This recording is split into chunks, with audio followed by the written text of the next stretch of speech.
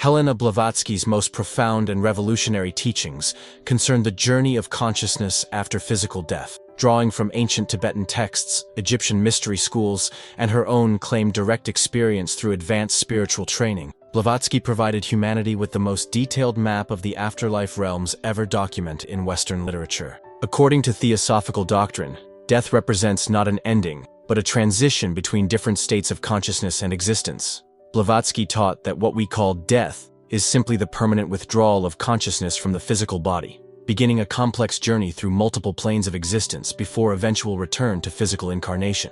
The process of dying, according to Blavatsky, follows specific stages that are universal across all human experience. As the physical body fails, consciousness gradually withdraws from the dense material form and begins to function through increasingly subtle vehicles of manifestation. This withdrawal is not instantaneous, but occurs over a period that may last from minutes to several days, depending on the individual's spiritual development and the circumstances of death. Blavatsky emphasized that the vast majority of human beings remain completely unconscious during this transition and throughout much of their post-mortem journey. Like dreamless sleep, most souls drift through the afterlife realms without awareness or memory, guided by automatic spiritual processes rather than conscious. However, she taught that individuals who have developed their spiritual faculties during physical life can maintain varying degrees of consciousness throughout the death process and beyond. These prepared souls can navigate the afterlife realms with awareness and purpose, using their post-mortem experiences for continued spiritual evolution. The knowledge of these realms, Blavatsky insisted,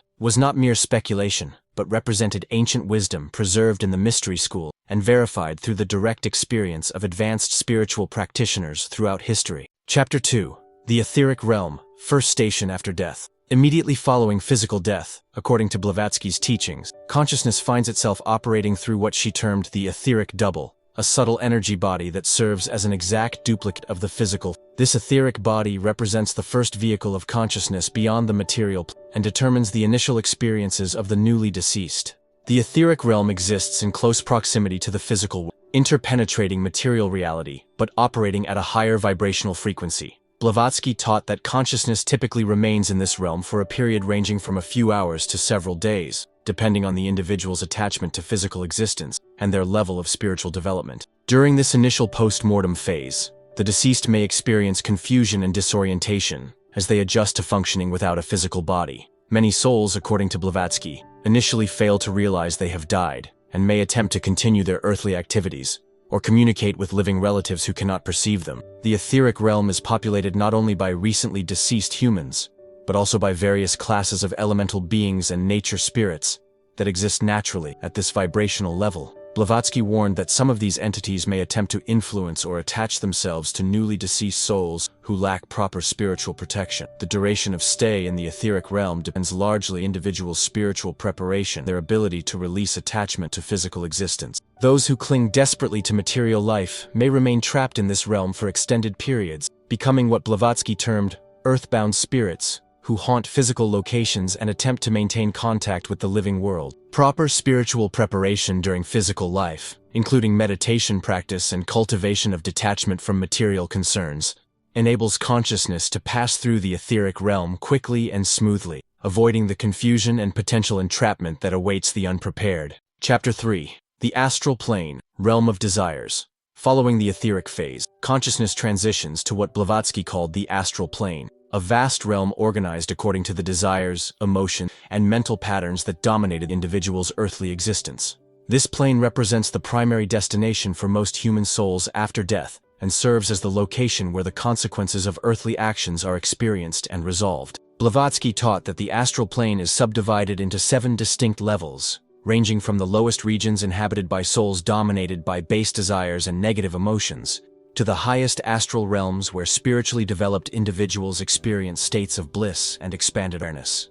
The lower astral regions, according to theosophical doctrine, resemble earthly environments, but are characterized by an atmosphere of suffering, confusion, and unfulfilled craving. Souls who were dominated by addiction, hatred, greed, or other destructive emotions during physical life find themselves in these darker realms, where they must gradually exhaust their negative karmic patterns before progressing to higher levels. The middle astral regions provide environments that correspond to the deceased individual's earthly interests and cultural background. Here, souls may experience idealized versions of their earthly lives, surrounded by familiar people and engaging in activities that brought them joy during physical incarnation. The higher astral realms, accessible only to those who achieved significant spiritual development during earthly life, offer experiences of profound beauty, wisdom, and spiritual communion. These regions serve as schools where advanced souls receive instruction from spiritual teachers and prepare for their eventual transition to even higher planes of existence. Blavatsky emphasized that the astral plane operates according to the law of attraction. Souls automatically gravitate toward the regions that correspond to their predominant mental and emotional states. This natural sorting process ensures that each individual experiences exactly the post-mortem conditions that their earthly life has prepared them to receive. Chapter 4. The Kama Loka, Purgatorial Cleansing. Within the astral plane, Blavatsky identified a specific region called Kama Loka, literally the place of desires, where souls undergo a crucial purification process. This realm serves as a kind of purgatory, where the emotional and desire patterns accumulated during earthly life are gradually exhausted and released. According to theosophical teachings, every human being accumulates what Blavatsky termed skandhas, psychological impressions and karmic residues created by thoughts, emotions, and actions during physical incarnation. These skandhas must be processed and purified before consciousness can progress to higher spiritual realms. The experience of Kamaloka varies dramatically depending on the individual's spiritual development and the nature of their accumulated desires. Those who lived primarily for material pleasures may find themselves tormented by cravings that can no longer be satisfied, gradually learning through suffering to release their attachment to physical gratification. Individuals who harbored hatred, resentment, or desires for revenge may experience intense emotional storms in Kamaloka, reliving and processing the negative emotions that dominated their earthly existence. This process, while potentially painful, serves the essential function of purging consciousness of destructive patterns that would otherwise carry forward into future incarnations. The duration of stay in Kamaloka depends on the quantity and intensity of desires that require purification. Blavatsky taught that some souls may remain in this realm for centuries, while others who lived relatively pure lives may pass through quickly or bypass it entirely. Souls who achieved significant spiritual development during earthly life may experience Kamaloka as a realm of gradual awakening and expanded awareness, rather than suffering. For these individuals, the purification process occurs smoothly and naturally, guided by their developed spiritual faculty. The ultimate purpose of the Kamaloka experience is to prepare consciousness for the higher spiritual realms by removing all traces of personal desire and emotional attachment that would limit spiritual perception and growth. Chapter 5. The Mental Plane, Heaven Worlds. After completing their purification in Kamaloka, souls transition to what Blavatsky called the mental plane, or Devachan, the true heaven worlds where consciousness experiences the positive fruits of earthly spiritual development. This realm represents the primary reward state for souls who cultivated wisdom, compassion, and spiritual aspiration during physical incarnation. Blavatsky taught that Devachan is subdivided into multiple levels, corresponding to different degrees of spiritual and intellectual development. The lower mental realms provide experiences of idealized earthly happiness, where souls enjoy perfected versions of their earthly relationships and pursuits. Here, individuals may reunite with beloved family members and friends, engage in creative activities, and experience the fulfillment of their highest earthly aspirations. The higher mental realms offer increasingly abstract and spiritual experiences that transcend earthly categories entirely. Advanced souls in these regions engage in profound philosophical contemplation, receive direct spiritual instruction from enlightened beings, and participate in the cosmic processes that govern universal evolution. The duration of stay in Devachan varies enormously based on the individual's accumulated spiritual merit and the depth of their earthly spiritual development. Blavatsky taught that some souls may remain in these blissful states for thousands of years, while others with limited spiritual development may experience only brief periods of heavenly rest before returning to physical incarnation. Importantly, Blavatsky emphasized that the experiences in Devachan are not arbitrary rewards, but represent the natural fruition of spiritual seeds planted during earthly life. Souls experience exactly the degree of bliss and spiritual expansion that their earthly development has prepared them to receive and appreciate. The mental plane also serves as a realm of preparation for the soul's eventual return to physical incarnation. During their stay in Devachan, souls gradually assimilate the lessons learned during their previous earthly existence and begin to formulate the general outline of their next incarnation's spiritual curriculum. Chapter 6. The Causal Plane, the Immortal Soul. Beyond the mental plane lies what Blavatsky termed the causal plane, the realm of the immortal soul or higher manas that persists through multiple incarnations. This plane represents the true spiritual identity that accumulates wisdom and experience across numerous earthly lives, gradually evolving toward perfect spiritual realization. According to theosophical doctrine, most ordinary souls never reach conscious awareness of the causal plane during their post-mortem journey. Only individuals who have achieved significant spiritual development and begun to identify with their higher spiritual nature rather than their personality can access this realm with full consciousness. The causal plane serves as the repository of all genuine spiritual learning accumulated across multiple incarnations. While the personality and its memories dissolve during the death process,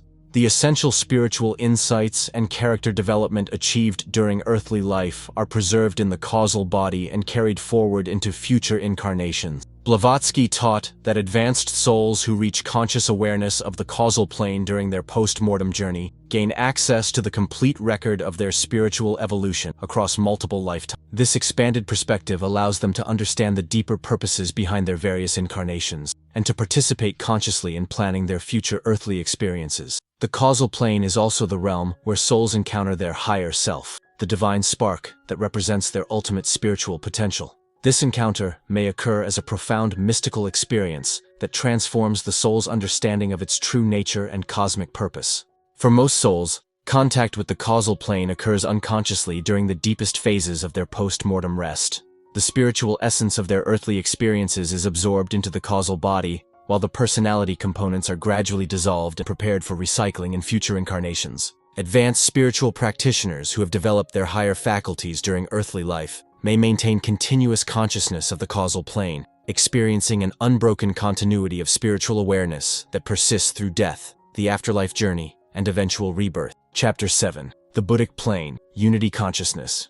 Above the causal plane, Blavatsky described the Buddhic plane, a realm of pure spiritual consciousness, where individual identity begins to merge with universal awareness. This plane represents a level of spiritual development that few human souls achieve during their current evolutionary cycle, but it serves as the ultimate destination toward which all consciousness is gradually evolving. The Buddhic plane is characterized by what Blavatsky called unity consciousness, a state of awareness in which the illusion of separation between self and others completely dissolves. Souls who reach this level of development experience themselves as integral parts of a vast cosmic consciousness, while simultaneously maintaining their individual spiritual identity. According to theosophical teachings, the Buddhic plane is inhabited by highly evolved beings who have completed their human evolution and now serve as guides and teachers for less developed souls. These beings, sometimes called Buddhas or Dhyan Chohans, participate in the cosmic processes that govern the spiritual evolution of entire planetary systems. For the rare human souls who achieve conscious access to the Buddhic plane during their post-mortem journey, the experience represents a profound initiation into cosmic consciousness.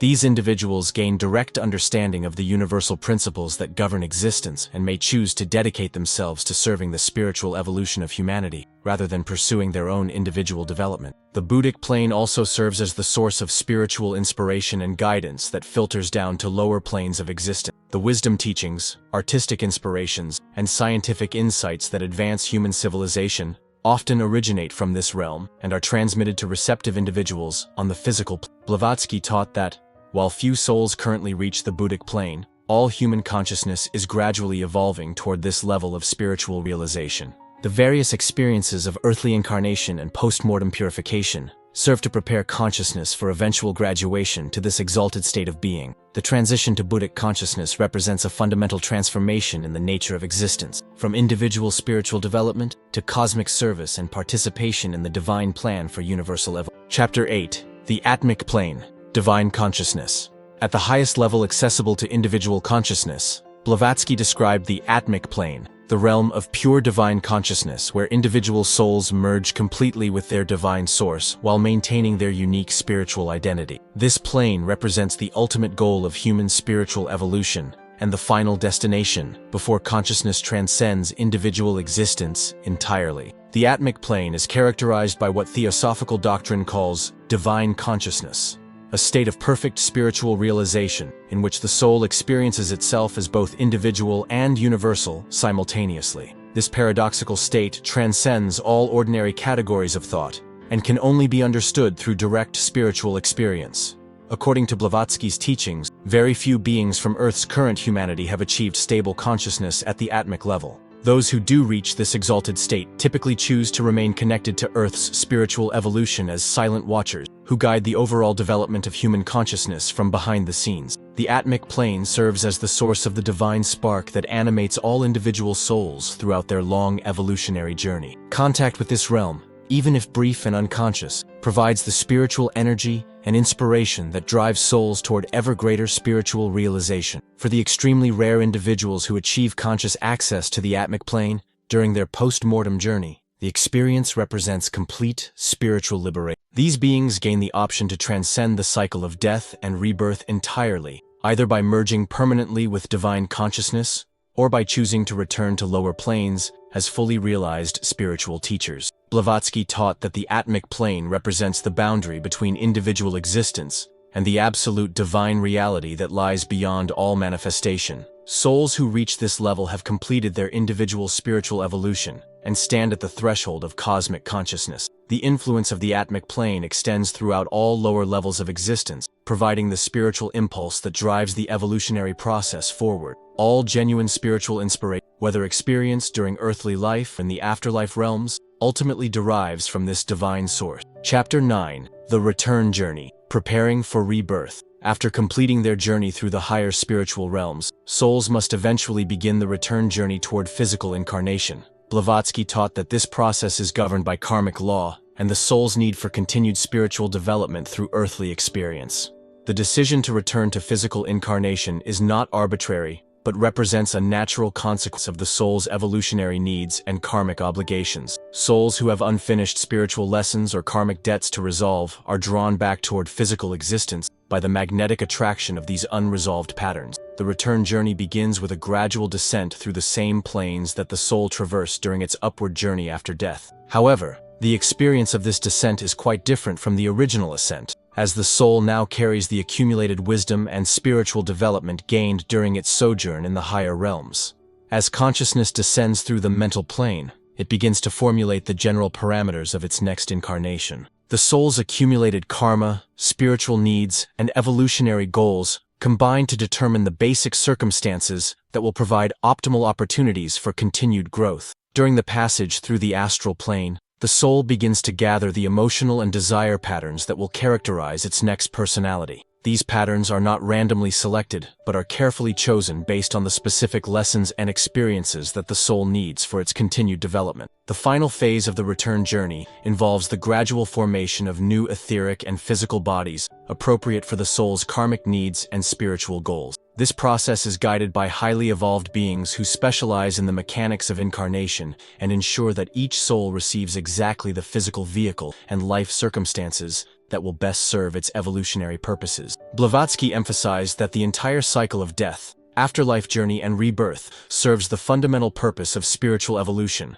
gradually developing consciousness toward ever greater wisdom, compassion, and spiritual realization. Chapter 10. Conscious Death and Spiritual Preparation. One of Blavatsky's most important teachings concerned the possibility of maintaining consciousness throughout the death process and afterlife journey. She taught specific techniques and principles that could enable spiritually prepared individuals to navigate the post-mortem realms with full awareness and purposeful direction. The foundation for conscious death, according to theosophical doctrine, must be laid during physical life through dedicated spiritual practice. Blavatsky emphasized that meditation, ethical living, and the cultivation of detachment from material concerns are essential prerequisites for maintaining awareness beyond physical death. Specific preparatory practices include regular meditation on the impermanence of physical existence, study of the afterlife realms and their characteristics, and the development of strong concentration abilities that can be maintained even during the dissolution of the physical body. Blavatsky taught that individuals who have developed their higher spiritual faculties during earthly life can maintain varying degrees of consciousness throughout their post-mortem journey.